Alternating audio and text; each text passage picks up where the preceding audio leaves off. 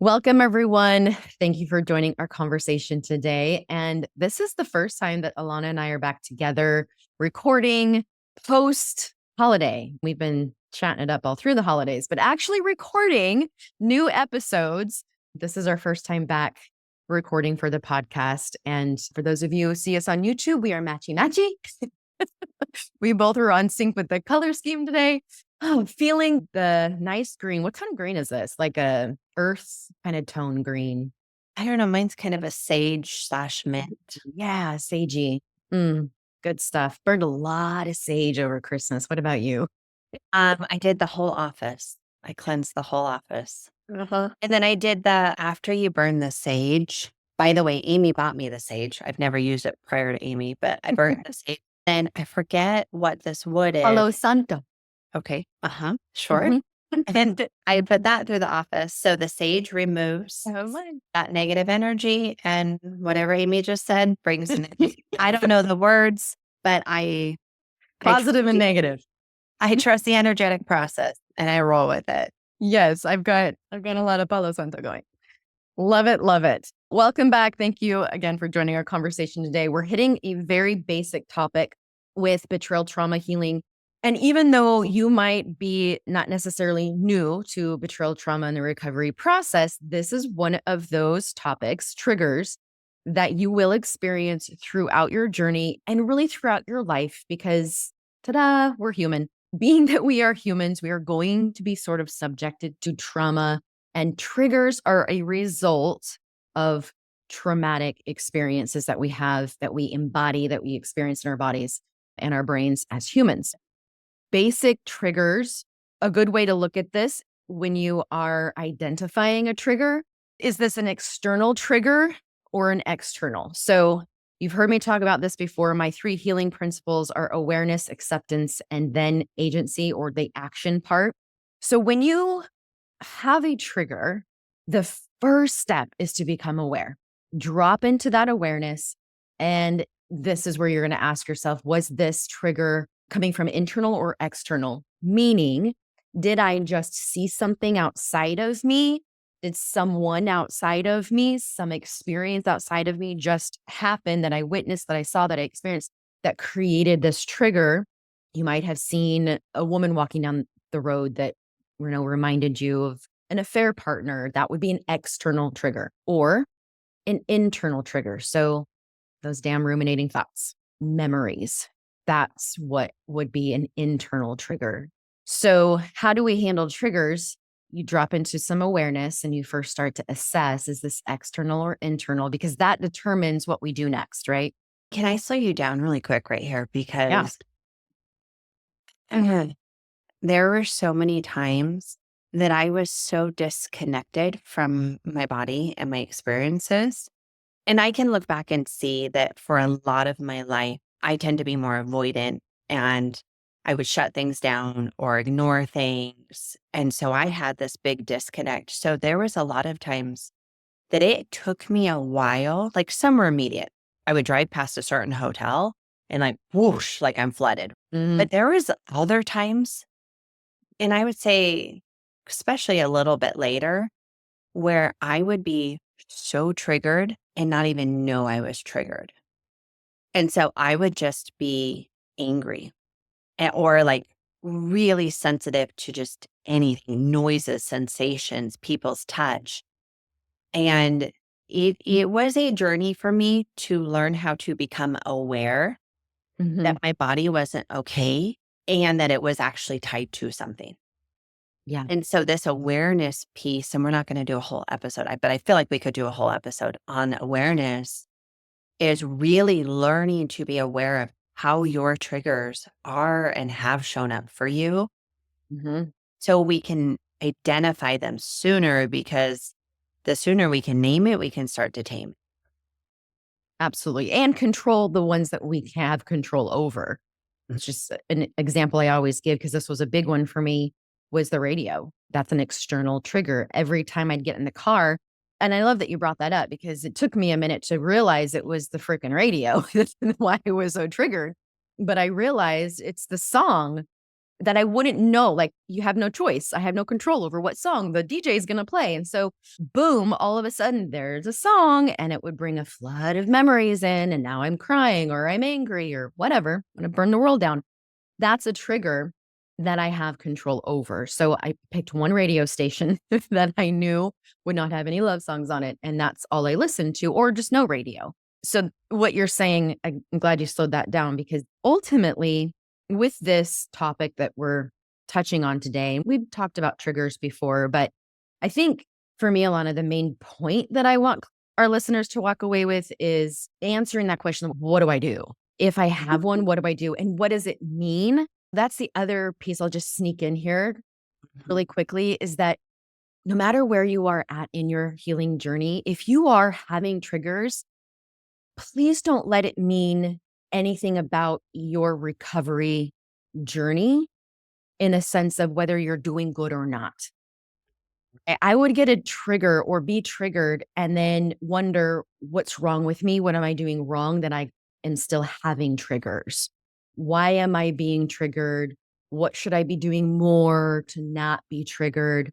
So if you're in this space, we're approaching this episode of like, yeah, figure out how to not be triggered. And Alana and Amy are going to tell me how. That's not a thing. I'm so sorry. This goes back to what I said before. This is part of our human experience, and it's indicating trigger parts that are remembering a time that was really, really hard. And so these parts are very hyper vigilant in trying to protect you from having that traumatic experience happen again. I know we've mentioned this before, Alana, but at some point in your journey, we hope that you can learn to appreciate what these trigger parts are telling you and why they're showing up, that they're not bad. I like to look at my triggers as superpower parts. They are just like bad A trying to be like, hey, remember that really horrible thing that happened? We're never going to let that happen again. But showing me something, being able to pause, let that be cause for pause, and slow your experience down as much as you can with wherever you're at right now, but slow down and get aware what's happening, what just happened, internal, external, right? What's going on? Well, I look at it as your body is doing exactly what it's hardwired to do, meaning your body is doing what it's supposed to do, meaning your body works. And so often I see individuals feeling betrayed by their body, feeling of like, this hurts, this is upsetting. And so feeling like that is a betrayal of your body. And Yeah. we did a whole episode on this. I don't even remember if you remember this, Amy, but where you so beautifully reframed, most of the episode was this reframing how you see triggers. And if we can find it somewhere in the last 5 years of podcasts, we'll put that in the show notes, that other episode. But I remember you giving the example, and maybe it was like a baseball game, but talking about the tiger in the bush or the lion in the bush, and how your body was doing exactly what it needed to do to keep you safe. Yeah. And so I won't go into all of that because that episode will beautifully complement this. But really, part of your work will be learning to reframe those triggers, because then we move ourself and our body out of the enemy and we move Mhm, it mhm. into the, oh no, it's taking care of me. And when you do feel that love and support of your body and you can see that and let that in, the amount that that adds to your healing and being able to work through the trigger is significant. Yeah, it really is.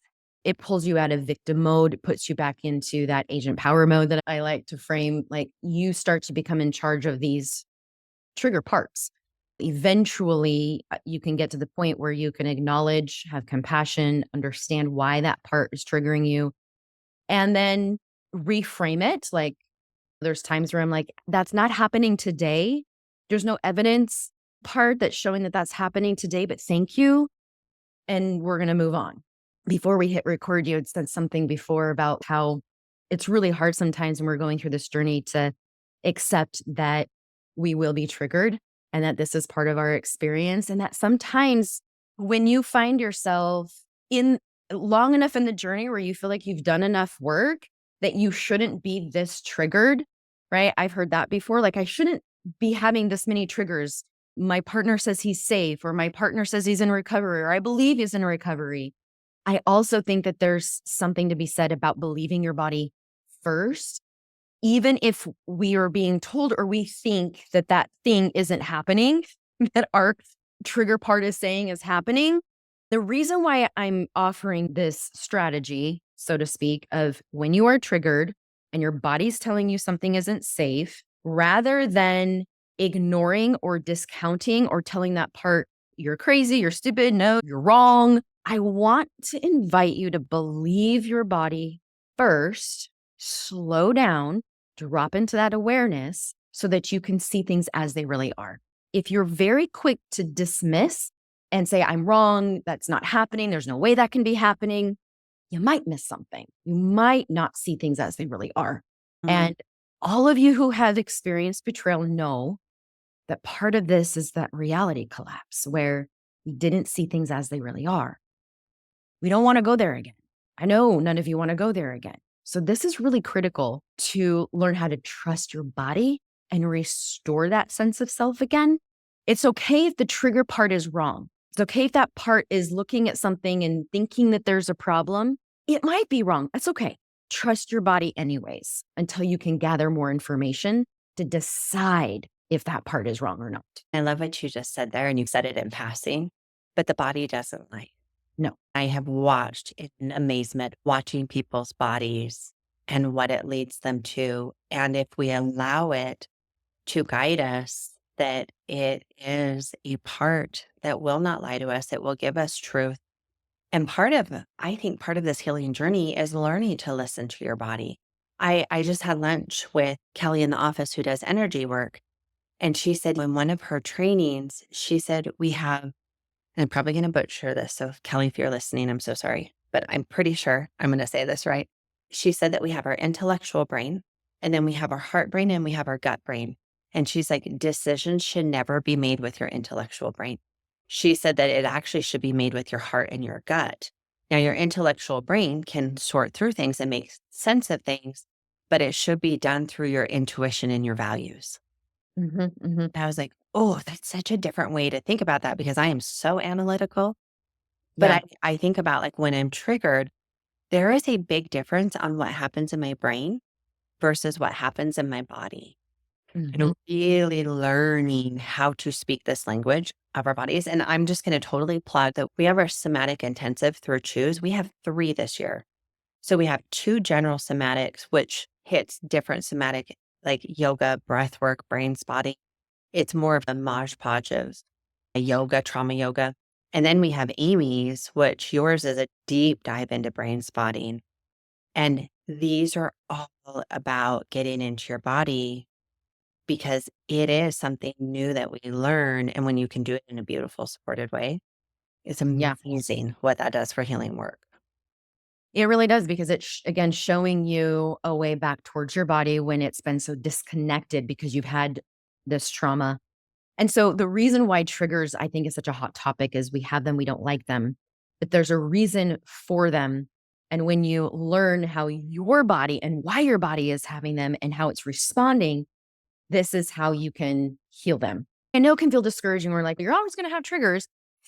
They won't be as intense and take your life over like some of you might be experiencing right now. If I put myself back in early trauma days, it took me out, right? Like down, out.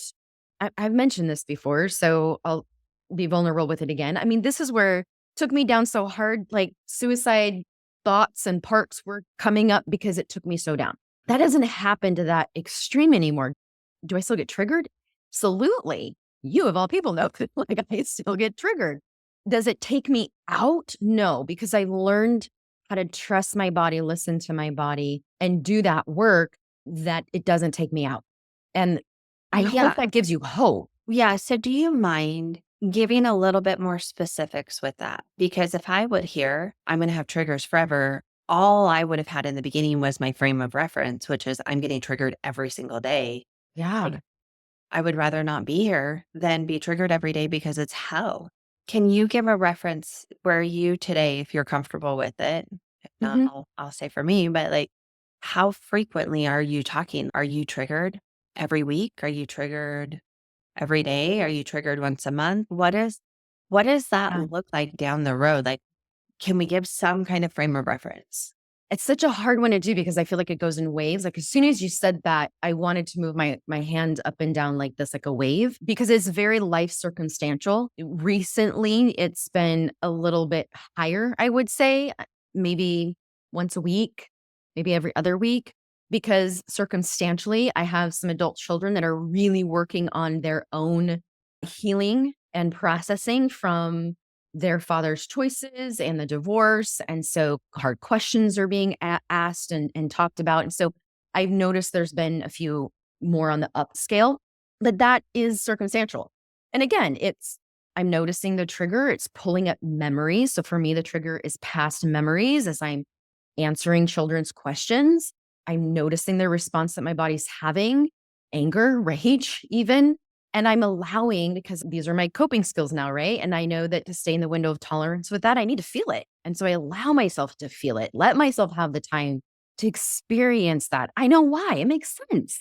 I'm talking about really hard things, but it's not taking me out of commission where I can't function in other areas of my life. And I know where to go to move that energy out into process. And I just did it. Was that last night? Yeah, that was last night. I just did it last night because I had another trigger and I knew where to go, my energy worker, and figured it out, moved it out, and I'm night and day different. So, Did you know, Amy, on our Marco Polos, like I looked at you, like I scrolled back and I looked at our videos early in the day.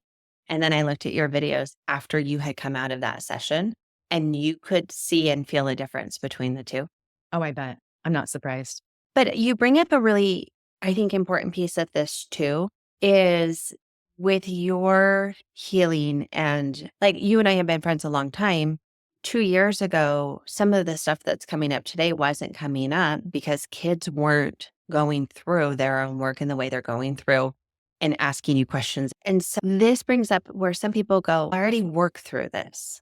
I Yeah. already worked through this. So why is this coming up again? And what I have learned in people's healing journeys is we heal in these different layers. And so, like, I'll have somebody go, I was abused as a child, horrific. But when I was a teenager, I did some really good therapy. So that's in my past. Then they have betrayal trauma as an adult. And all of a sudden, this childhood stuff, which was worked through, all of a sudden gets reactivated and they go, did none of that healing work matter? And it absolutely mattered. We just had something that tapped into it and your body is experiencing it and processing it in a different way. Hmm. And so sometimes, especially when we have these more complex attachment traumas, there's going to be layers that we have to work through. And it doesn't mean you haven't done your work. And it doesn't mean you haven't worked through a lot of really important, deep layers. But Yeah. sometimes we get hit with it in a way that we have to do a different type of work with it or Yeah. revisit the work because of, like you said, the things that are happening around us Yeah. or within us. Yeah, I'm so glad you brought that up too, because I think those in early trauma, we're still trying to get our sense of reality back and out of brain fog and that cognitive functioning back.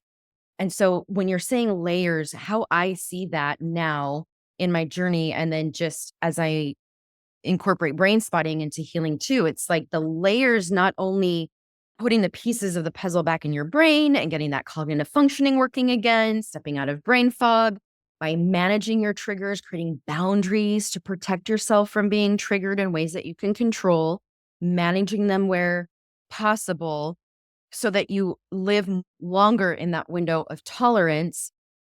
And then we can get in the body because your body keeps the score. Your body holds shock residue and trauma as well. I see it in layers like that also. And then when you're in your body, there's also layers.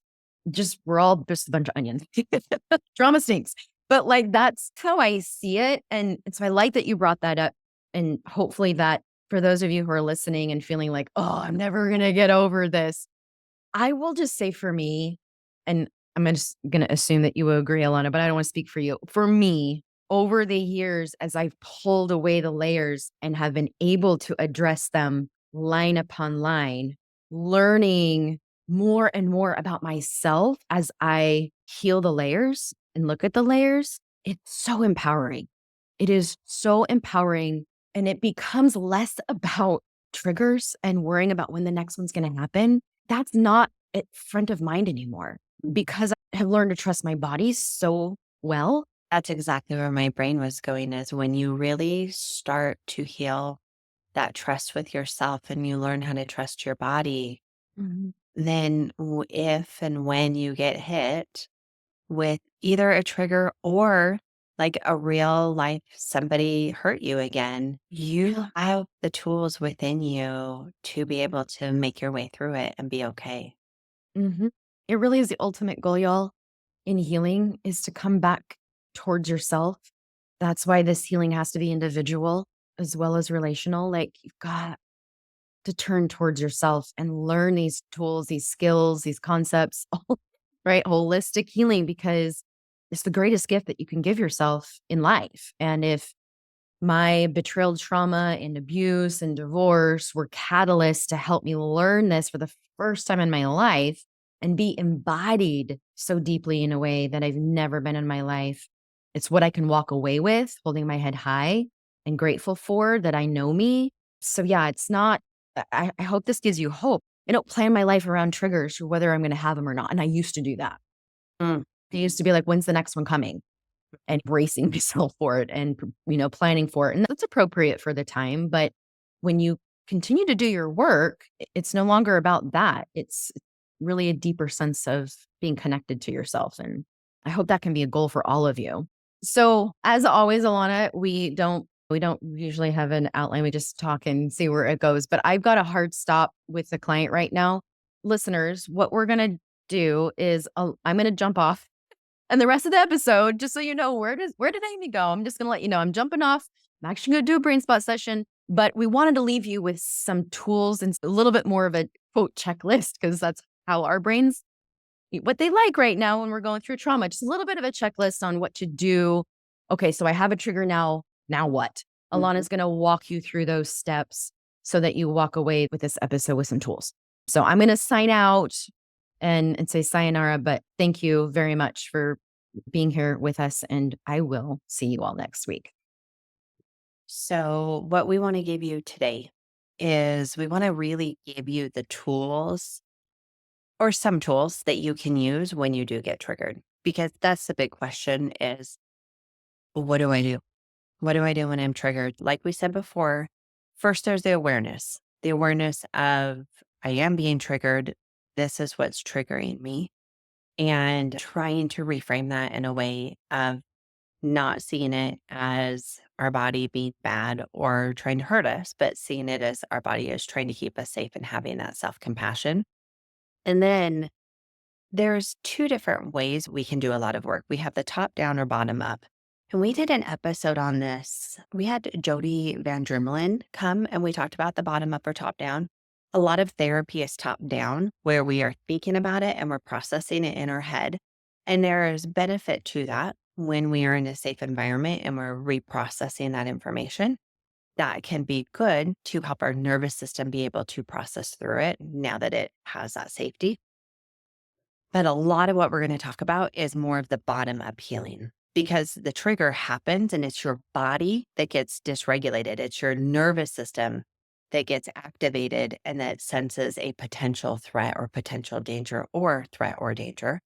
And so we really want to tend to the body and do that bottom up, which means we go into our body first and then we move through and process what's in our head. And so, one of the number one things where if we're starting with bottom up is getting grounded. We want to get our nervous system grounded. We want to get our body grounded. We want to get our emotions grounded and move out of this dysregulation. And when we have the window of tolerance, when you go through trauma, your window of tolerance, let's say if like biggest window of tolerance that we could have of like being able to handle hard. What happens in the window of tolerance is we can handle hard. If our window of tolerance is 0 to 10 normally, when we go through trauma, it can take that window of tolerance and shrink it all the way down to like a 0 to 1, 0 to 2. And as we're doing our healing work, we are trying to start to expand this window of tolerance again So if it was 0 to 10, and now you find yourself where I only have like a 0 to 2 window of tolerance, I have these like two little places that I can handle before I feel dysregulated.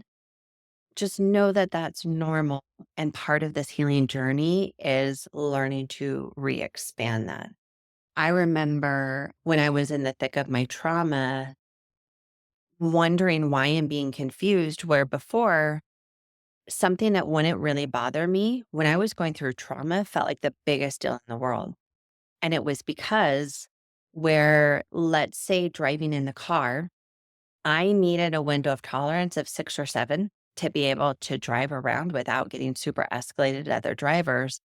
Well, when I'm going through trauma and my window of tolerance is a 2, somebody cutting me off could feel like the biggest deal in the world, where maybe previously it didn't. And so just having some self compassion with noticing that window of tolerance is less. So here are some tools for grounding or some ideas for grounding. Some of these you may have heard of, and some of these might be brand new to you. The first one that I typically will use is the body-based grounding technique, which we call it the 5 4 3 2 1. And it's not just counting 5 4 3 2 1, but it's slowing down, and you're going to use your 5 senses to come back to present reality, come into your body and help your body get grounded. So first you're going to look for 5 things you can see. So right now, while you're listening to this podcast or watching this YouTube, is I want you to look around and notice 5 things. If you're driving in the car, I notice the street lamp. I notice that red car. I notice that person walking on the street with their dog. I would just 5 things you can see. If you're at home, I see that there's my pillow. I see the couch. In my office, I see a pen and paper for taking notes on my desk. I see a blanket on my couch. I see the books behind me. 5 things you can see. Now, 4 things you can touch and actually touch them. So for me right now, I see a plant behind me. So I'm going to reach back and I'm going to touch the plant. I see chapstick on my desk. I'm going to pick up and I'm going to hold the chapstick and I'm going to notice it in my hand. I can touch this pen. I notice my clothes are touching me. So I'm just noticing what it feels like to have my shirt on my shoulders. So 4 things you can touch and take a minute to touch them. Now we're going to do 3 things you can hear. You can hear my voice. When I go quiet, I hear out in the hall, I hear meditation music playing. I hear the electricity from the lights above. Those are my 3 things I can hear. But what 3 things do you hear? Maybe you hear birds. Maybe you hear yourself swallow. Maybe you hear that breath. So just notice 3 things that you hear, 2 things you can smell. One thing I'll do, if you have short hair, you might be able not be able to do this, but I'll smell my hair. Luckily, I washed my hair like an hour ago, so my hair smells great. But I'll smell my hair, or I could smell my clothes, or my chapstick on my desk. I'm going to smell my chapstick. Other things you could smell is if you have essential oils, if you have lotion. I have a thing of hand sanitizer. All of those things have smells, even things you wouldn't consider to have smells. On on my desk, like I showed you at the beginning of the episode, I have sage. Sage is very strong. Make sure I didn't get that on my nose. The last thing is something you can taste. Sometimes you just taste what's in your mouth and just notice that. Other times, maybe you'll have a piece of gum or a mint or candy or food, or you're going to drink water and notice what level of taste the water has. So as you do that, and if you've done that as you've been listening to this, just notice that the coming back into your body and being aware of your body and noticing all of those things that it kind of brings you out of your head, out of that spin and into your body. Another one that you can do, we call this one the progressive muscle relaxation. And you're going to tense and release different muscle groups. And so that one, I like to start at the bottom. So start with your toes and squeeze your toes, hold them really tight. 1, 2, 3, 4, 5. Release 2, 3, 4, 5. Now you're going to do your whole foot. Tense it up. 1, 2, 3, 4, 5. Release 2, 3, 4, 5. Going into your calves. And you just keep working through your body, even up to the brain. And I know that sounds weird, like, can you tense your brain? But notice, try it for a minute. Put all your attention on tensing your brain and releasing. And when you release, try to let breath out with that. And with each tension we're holding in, when you release, I just want that thought of I'm releasing. I'm releasing the tension. Again, that helps bring your body online. We're going to activate some of that polyvagal. Oh, another one I really love with the polyvagal, the A, E, I, O's, U's. So doing the vowels can help activate the polyvagal nerve, which will help your nervous system start to get re-regulated. So you can go A, E, I, O, U. I did those all at the same tone. You can change your different tones with all of the different vowels. That's something that can help. And another polyvagal I love is you put your hand out in front of you. I would say maybe like a foot and a half or 2 feet from you, and you're going to look. So I'm for those of you who are just listening to this, I have my hand out about a foot and a half from me, and I'm going to look at my fingers on my hand, and then I'm going to look at the wall behind it. So I'm going to look at my fingers for about 10 seconds. 1, 2, 3, 4, 5, 6, 7, 8, 9, 10. And now I'm going to look at the wall behind it. 1, 2, 3, 4, 5, 6, 7, 8, 9, 10. Back to my hand. 10. Wall 10. And I might even extend that too. Hand 20, wall 20, hand 30, wall 30. As I go and do that back and forth, that also activates the polyvagal nerve and helps re-regulate our system. And these are things you can do in the grocery store, in the middle of your workday, when you're surrounded by people that you can't just sneak away and take care of yourself. Those are little things you can do. Another one I really like that you can do is tapping. It's called EFT, but it's not emotionally focused therapy. It's EFT tapping.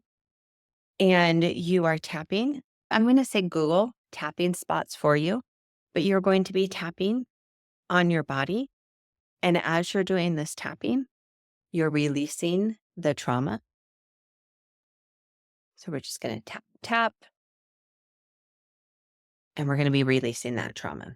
That's another one you can do. And you're going to find some things work really well for you and some things don't. One thing that across the board, if you look up grounding exercises, you'll usually see breathing exercises. Box breathing is one that they'll do where you inhale for 4 counts, hold for 4 counts, exhale for 4 counts, and hold for 4 counts. And you do that in the box. And I will tell you, I hate box breathing. For whatever reason, when I do it, it completely activates my anxiety. And there's probably something to that. And I could probably do some therapy work around that. But for me, I feel very controlled. I have other clients where when they do the box breathing, it completely regulates them. And it's a great tool. So you get to learn for you what helps and what doesn't help. But breathing exercises. So for me, I can't do the box breathing. But when I actually just slow down and I really just try to slow my breathing down and I listen to it and I go in, and as I'm going in, for me, I like to bring in positive energy in and release the negative energy out. And as I listen to my sound and I get to be in control of that, that will be really calming for me, where others do really good having that set box. Another one that I really like is using visualization. So with visualization, it is creating a safe place in your mind that you can use that to create that safety. Again, this is one you can do anywhere. So for me, there was a trip I took one time And it was in Maui, and it was this one particular beach, and I can still see it in my mind. And at this beach, it it was like this little cove, and there was this nook, and I went down to it, and there was nobody around, and the sand was warm, and it felt so safe and protected. And the way that the vegetation, there was some palm trees, but then there was just these flowers and vegetation and the butterflies. Like when I picture the most heavenly place, like that's where my brain goes. And so you can use visualization of creating this safe place. You can add details to it. And what we are doing is we are creating that safety in our body when sometimes we can't have that safety or we don't feel that safety around us. So visualization can be something to help self-soothe in the moment. So I think and just a quick other ones, I won't go into too much detail, but like a nature walk, a weighted blanket, putting your feet on the floor, going outside and doing earthing, like letting your bare feet touch the ground, letting your hands touch the ground, and letting yourself feel that. All of those ways can help be grounding and going from that bottom up healing. So I think I'm gonna stop there for now. If you want, you can jump online, you can Google what are some great grounding ideas and see what resonates with you and try them. And the thing with grounding is don't wait only until you're triggered to do it. Practice doing some of these things when you're not triggered, which will help expand your window of tolerance. And then when we get triggered and your window of tolerance shrinks, you already have that muscle memory or that emotional memory of what to do, and it can make it a lot easier to work through the triggers.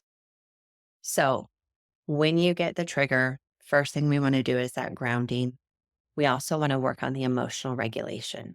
The emotional regulation does come through the self soothing, through the grounding, through the tending to our nervous system, to that self compassion. But also, part of emotional regulation is learning about your emotions and learning to see them as information and learning to understand your emotions and practicing that regulation because trauma really just absolutely dysregulates you. We also, something I find really beneficial is creating a safety plan for you. And part of that safety plan is controlling the controllables. So Amy mentioned there was a season where she could only listen to one radio station. And I remember I don't remember how long I did this, but I didn't watch TV for a couple of years. And it was really like I didn't know when something would come on that would trigger the heck out of me. And so I found myself always like bracing, watching TV. And I was like, why am I doing this? And so there was a season, I can watch TV today. I don't watch a ton of it, but there was a season where I just took it out of my life. And some of the things that you need to do right now of creating that safety plan is not how it's going to look in a year from now, or 2 years, or 5 years, or 10 years. And that's okay. But honoring what your body needs. And so that safety plan is a combination of setting boundaries, controlling the controllables that we can and that are healthy for us too. And it also includes making sure we have a place where our body can feel safe, whether that be in our therapist's office, or we have a bedroom in our house, or it's in our car, or for me, I have this trail that I go to every day, and being on the trail, I feel so safe there. I love it. And so having somewhere in your life where your body doesn't always have to be so on guard and activated, that can be a beautiful addition to your safety plan. And then as you do these things, it's going to allow you then to better be able to start reprocessing the trauma, to be able to move these things through you. And I was talking to another therapist recently, and we were talking about a full disclosure, and she was saying how she had a client who had a full disclosure, but it was so poorly done and it was so triggering for her and so upsetting. And she was still in such a place where there wasn't safety that for her, that was not a good experience. And what she was working with this particular therapist on is she was working with them on doing a full disclosure for her, doing it in essence the right way, where she did have the safety created, it was done thoroughly, and that she could reprocess it when her nervous system was in a state that it felt that safety and it could actually start moving through things. And so I think this is where the benefit of therapy and coaching really comes into play, because when you have somebody who has a regulated nervous system and who is safe for you, both those things are important.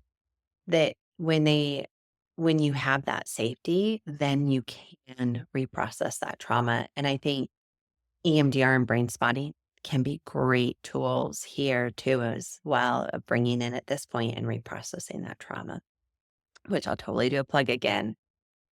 January, April, and I think August, we have intensive specifically for some of that somatic work and some of this bottom up healing. And when you do it in those safe environments, what you're able to accomplish is so much more. So I have so much empathy for you with dealing with triggers. I've lived it, I've been there. I remember saying, I wouldn't wish this on my worst enemy, and I wouldn't.